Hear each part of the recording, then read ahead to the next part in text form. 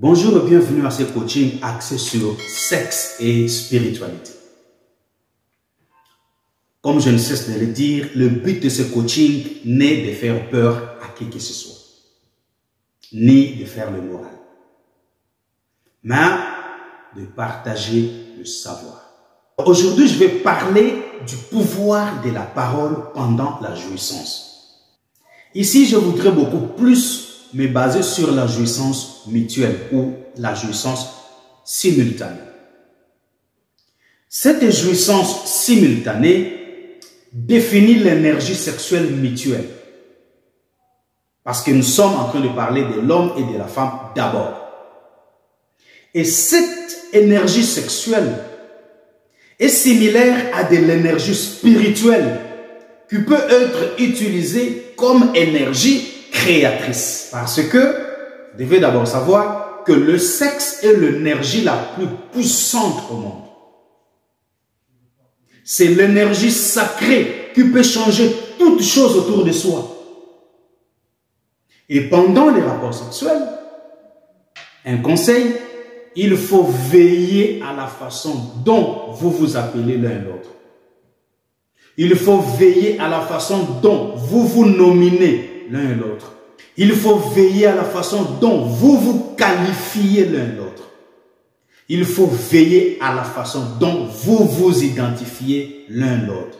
Parce que il y a toujours une application spirituelle des rigueurs pendant cette phase de jouissance. Et n'oubliez pas, vous n'êtes pas seul. Il y a des génies maléfiques et des génies divins qui sont autour de vous. Et pendant que vous êtes en train de commettre cet acte, tellement que c'est un acte sacré, eux sont en train de se battre pour voir qui sera le gagnant pour occuper le canal. Ils sont occupés à se battre. Et c'est le meilleur qui va gagner. Alors que vous êtes en train de faire cet acte, vous semblez ignorer la présence des autres. Vous pensez que vous êtes seul au monde. Vous n'êtes pas seul. Il y a des génies qui sont autour de vous. Il y a des génies qui vous regardent. Et des fois, ils se moquent de vous. Alors, c'est un moment où l'on devrait être tellement connecté au spirituel pour éviter quoi que ce soit de négatif. Alors, je parlais de comment se nominer, comment s'appeler, comment se qualifier, comment s'identifier pendant cette période de jouissance. Parce qu'on sait que c'est une période pendant laquelle, s'il n'y a pas de maîtrise, on peut lâcher n'importe quoi. On peut dire n'importe quoi. On peut confesser n'importe quoi. On peut qualifier son partenaire de chien. On peut qualifier son partenaire de porc. On peut qualifier son partenaire de Satan 2. Oui, peut-être c'est pour s'amuser, mais tout cela a une implication spirituelle. Regarde ton visage là comme Satan 2. Tu es vraiment le Poutine sexuel. Attention à ce qui sort pendant ce temps. Par exemple, oh bébé, pendant la jouissance, tu l'appelles bébé, c'est-à-dire tu le rends dépendant parce qu'un bébé vit de la dépendance. Voilà l'application spirituelle. Oh maman, oh papa. Donc c'est comme si tu es en train de faire un acte sexuel, soit avec ta maman, soit avec ton papa. Vous êtes en train de commettre l'inceste psychologique. Parce que la parole est une puissance. Donc cet inceste psychologique, vous êtes en train de la commettre par la puissance du verbe. Parce que le verbe ou la parole, c'est le cinquième élément naturel.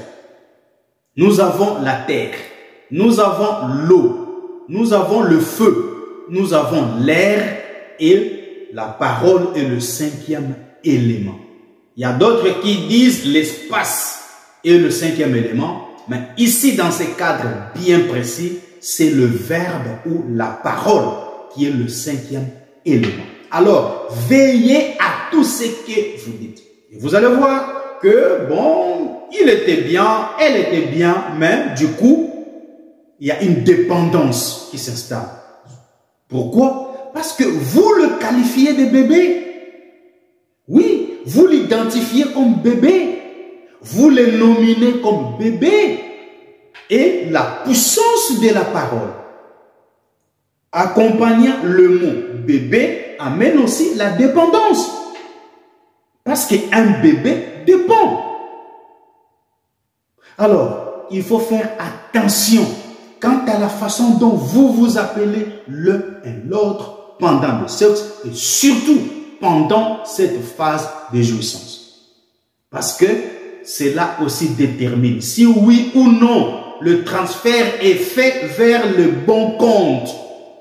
Parce que nous avons chacun un compte et le transfert doit se faire là-bas, sur ce compte spirituel, sur ce compte des énergies.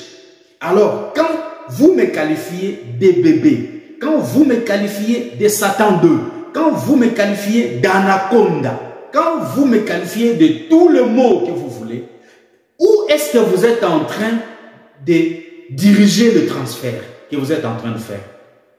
Est-ce que c'est sur le bon compte? Je ne sais pas si ceci est en train d'être compris. Faites-le moi savoir dans les commentaires. C'est pourquoi nous devons faire attention au sexe. Le sexe est sacré. Nous devons laisser au sexe son sens sacré. Imaginez-vous, quelque chose que le Créateur a donné à cette créature pour la reproduction.